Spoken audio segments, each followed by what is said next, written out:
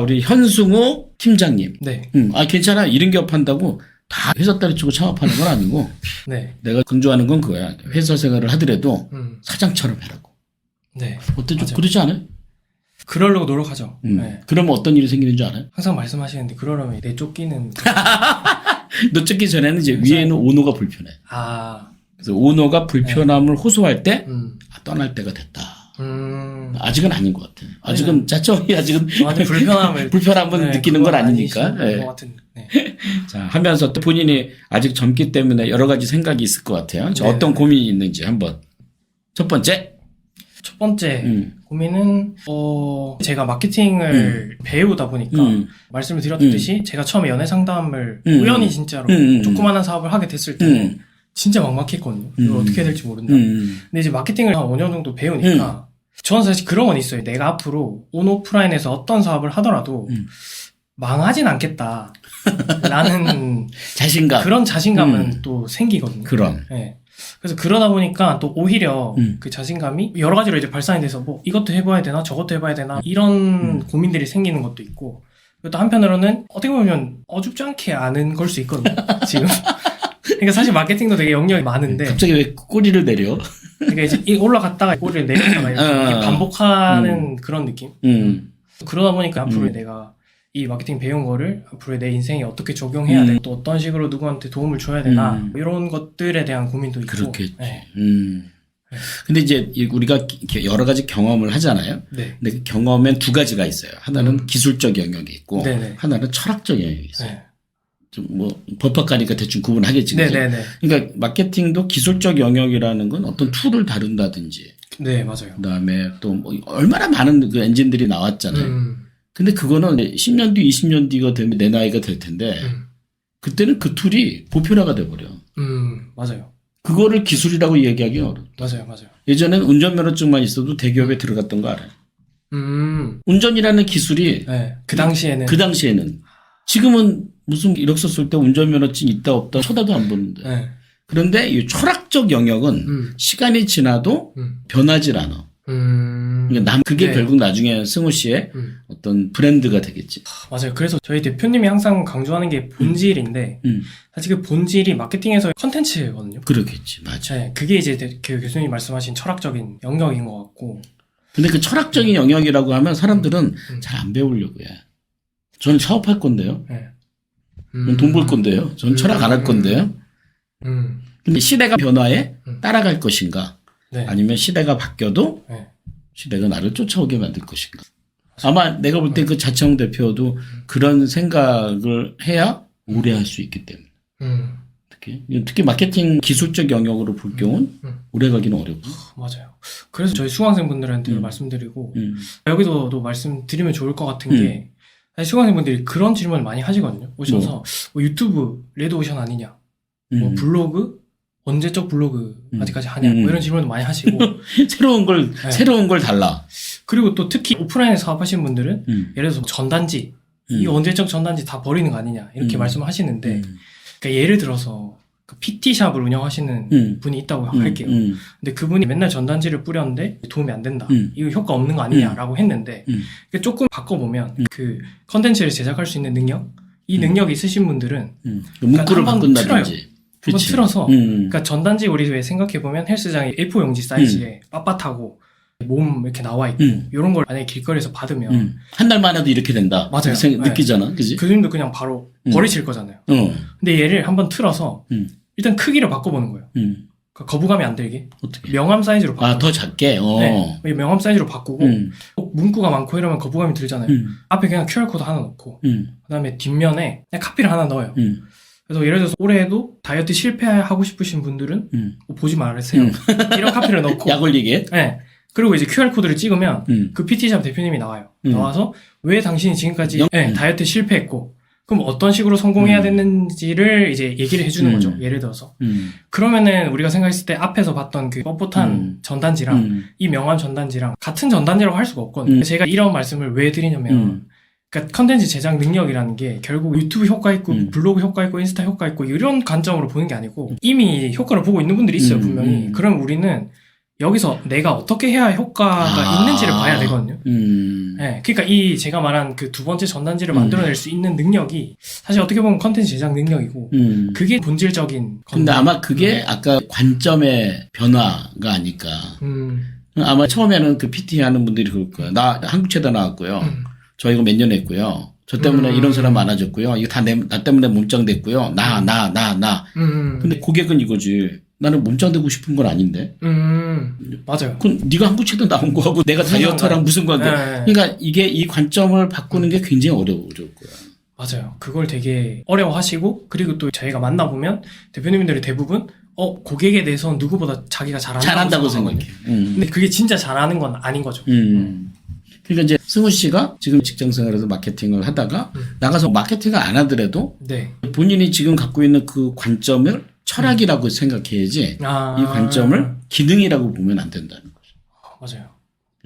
왜냐면 뭐 챗GPT를 하든지 뭐 메타버스를 하든지 뭘 하든지 지금 똑같아. 그 고객 관점을 가져가야 되는데 네. 자기 관점을 맞아요. 가지고 네. 메타버스 하면 돈 돼요? 이런 거지. 이거 챗GPT 하면 돈 돼요? 돈 된다는데 여기 왜 돈이 안 돼요? 뭐 이렇게 가니까 그 관점을 바꾼다는 게 철학, 본질, 정체성, 브랜드 이런 것들. 그러니까 그런 고민을 아마 승우 씨도 그 다음 단계에서 내가 이제 어디에 포커스를 맞출 것인가. 그래서 마음속에 내가 누구를 도울 것인가. 내가 누구를 도울 것인가. 누구를 돕고 싶어요? 저는 지금 도와드리는 분들이죠. 그러니까 이제 이 회사가 아니다 할지라도. 회사가 아니라 할지라도. 내 인생 현승우는 저는 개인적으로 제 기질이 누군가한테 계속해서 제가 갖고 있는 걸 도움을 주고 싶은 그런 기질이 있어서 사실은 나중에 추후에 저는 연애 상담은 다시 갈 거야? 아니요. 연애 상담으로 가진 않고 사실 연애 상담을 할 때도 그 생각을 하긴 했어요. 이게 나한테 잘 맞다. 상담을 하는 게. 근데 그 당시에 이제 연애 상담을 할 때 생각이 들었던 게 사실은 겉으로 봤을 때는 연애의 문제인데 안으로 들어가면 자존감 맞아. 문제가 많아서 그러니까 저는 오히려 그냥 나 자신으로 사는 방법에 대해서 알려주고 싶다 이런 생각도 많이 했었고 그리고 저는 어쨌든 마케팅을 많이 배웠고 이거에 대해서 알고 교수님이 말씀하신 것처럼 그 관점을 바꾸는 방법을 계속 그렇죠. 알려드리고 있으니까 나중에는 제가 더 알려드릴 수도 있을 것 같고 그럼 그런 분들 자존감이 낮거나 정체성이나 이런 영역이 좀 낮고 약하다는 분들을 돕고 싶다? 네, 그래서 그런 분들을 돕고 싶었는데 제가 노후를 사실 생각을 해봤어요. 노후를 생각했을 때 100세 시대인데 내가 노후에 뭘 해야 행복할까를 생각했을 때 그때 떠올랐던 게 한의사였거든요.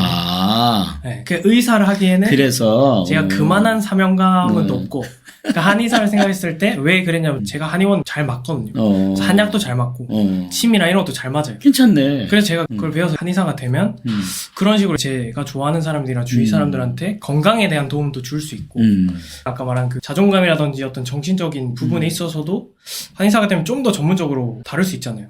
그래서 저는 그렇게 되면 몸과 마음을 도와줄 수 있는 사람이 되고 싶다. 뭐 질문할 필요 없이 본인이 답을 잘 갖고 있네. 네. 잘 맞는 것 같은데? 잘 맞을 것 같습니다. 근데 아마 한의사로서 활동을 해야 될 때에는 그러니까 의사라는 게 어떤 직업적인 아이템의 분류라기보다는 내가 볼 때는 그것도 어떤 가치관에 의한 기반이 되지 않을까. 그러니까 위에 하드웨어가 한의사고 네. 소프트웨어는 굉장히 세분화된 영역이 있지 않을까. 그지? 네. 연애 상담. 결국 기승적 연애 상담이다. 그래서 저도 교수님한테 궁금했던 게 교수님이 1인 기업 지금 거의 100기 넘게 엄청 오래 하시면서 그거랑 비슷한 과정으로 길게 처음 만드신 게 컨텐츠 스쿨이잖아요. 근데 저는 계속 일을 하면서 마케팅에서 제일 중요한 게 컨텐츠고 이렇게 생각하다 보니까 교수님이 왜 컨텐츠 스쿨을 만드셨고 왜 컨텐츠를 중요하게 생각하셨는지도 궁금하긴 했거든요. 교수님의 관점이. 처음에 1인 기업 할 때는 컨텐츠라는 말도 존재하지 않았고 네. 그냥 블로그 글쓰기 정도. 그리고 글로 쓰는 건 되게 중요해요. 왜냐면 지금 말을 되게 잘하잖아. 내가 어떤 알고 있는 사실을 말로 얘기하거나 글로 얘기하지 않으면 내게 아닌 셈이거든. 근데 문제는 글쓰기라는 안에 기술의 영역에 봉착하면 이게 글 잘 쓰는 사람은 책을 수십 권 내도 뭐 그냥 기계처럼 만들어내는 거지만 책을 꼭 쓰지 않아도 블로그를 하나 쓰더라도 정말 내 메시지인가 내가 하고 싶은 이야기인가 만드는 게 나는 이런 기업에서 가장 중요하지 않을까. 그러니까 시대가 이렇게 바뀌다 보면 결국 딱 두 가지가 하나가 콘텐츠고 하나가 고객이야. 그러니까 두 가지를 갖고 가야 되는데 네. 대부분 뭐 콘텐츠는 남의 것 쫓아가고 있고 고객은 뭐 SNS에 어딘가에 있긴 한데 나랑 직접적 관계는 없는 느슨한 연대에 있고 그러면 이 사업 자체가 어떻게 흘러가냐면 도박처럼 흘러가. 어떻게 될지 모르는데 잘 될 수도 있는. 그래서 콘텐츠를 명확하게 잡는 건 첫 번째는 본인이 갖고 있는 내적 가치나 정체성을 분명히 하는 것. 그리고 아까 얘기한 고객에 대해서 내가 좀 더 잘하는 것. 네. 그 콘텐츠를 만드는 과정에서 비로소 내가 이런 얘기를 하고 싶었군요. 내 메시지가 이거였군요. 내 아이템이 이거였군요가 콘텐츠를 만드는 과정에서 나오더라는 거죠. 근데 대부분 사람들은 이거야. 나 옛날에 생각해봤는데 내 버킷리스트에 작가가 있었어요. 그래서요. 작가 하려고요. 90년대 작가와 지금 작가가 같아. 다르죠. 완전 다르거든. 완전 다르죠. 지금은 작가라는 게 보편화됐잖아. 네. 한의사도 똑같이 그렇게 될 거야. 그쵸. 그래서 의사를 늘리려고 하는데 지금 저 난리를 피는 거고 사실. 네네네. 이게 보편화가 되는 것은 이건 흐름이거든. 관건은 그 안에서 나만의 메시지, 나만의 영역을 콘텐츠로 만드는 게 중요하다. 예를 들어서 한의사라 할지라도 내가 어디 졸업했어요? 내가 어떤 실력이 있어요가 아니고 고객이 있을 거 아니에요? 네. 50대 여성 이러이러한 병을 갖고 있는 누구.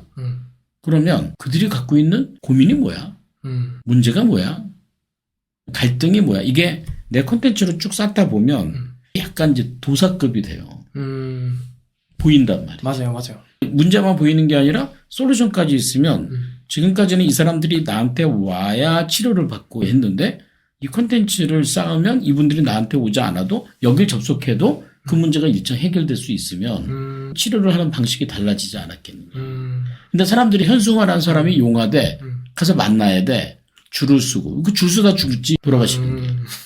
그래서 나는 지금 콘텐츠를 강조하는 편이고 그렇게 해서 수익 모델도 구독이라는 게 있잖아요. 네. 옛날에는 없었거든. 그게. 그렇죠. 결제가 안 되니까. 근데 지금은 OTT부터 시작해서 콘텐츠가 다 구독 결제 아니에요? 그러면 승우 씨의 콘텐츠가 구독이 안 되라는 법이 없잖아. 구독이 되면 돈 버는 방식이 달라진다는 거죠. 뭐 팔아서 돈 버는 게 아니잖아. 그래서 나는 좀 콘텐츠를 중요하게 여기는. 어떻게 이렇게. 나도 좀 이상하지. 깨어 있으실 수 있는 거죠.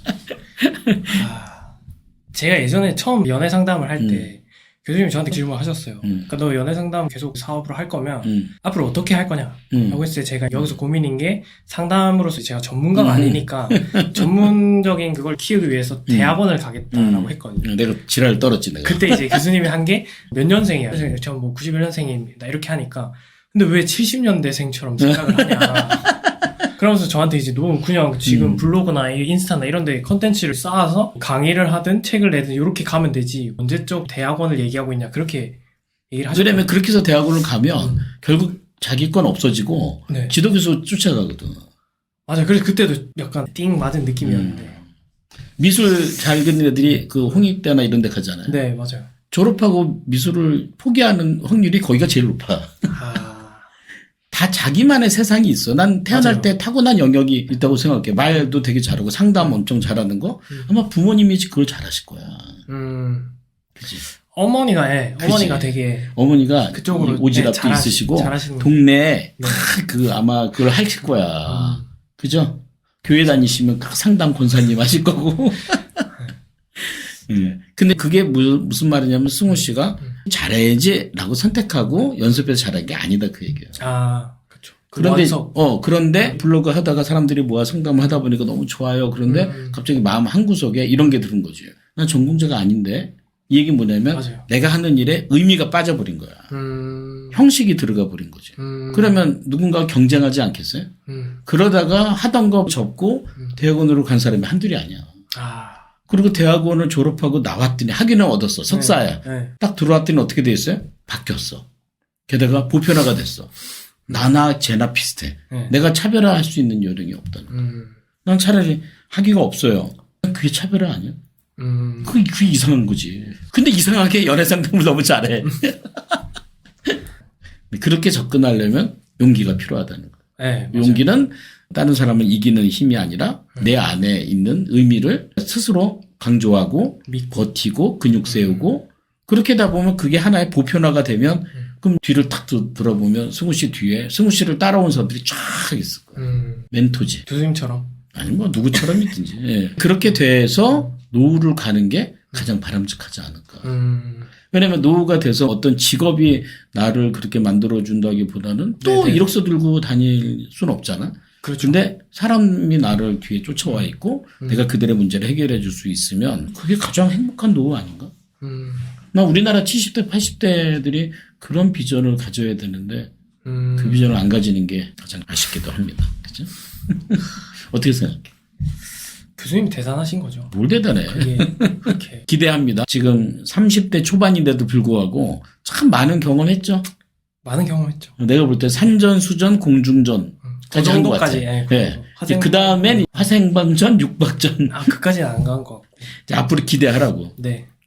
너무 완벽하게 해서 시작하려고 하지 말고 네. 직장 다니면서도 할 수 있고 얼마든지 시작해놓고 겹쳐도 되니까 네네. 본인의 그릇의 크기만큼 하면 잘할 것 같아요. 감사합니다. 오늘 즐거운 날 됐어요? 네, 너무 즐거웠습니다. 그래요. 앞으로 파이팅. 네? 파이팅입니다. 네, 기대합니다. 네. 마치겠습니다. 네. 네. 네. 감사합니다.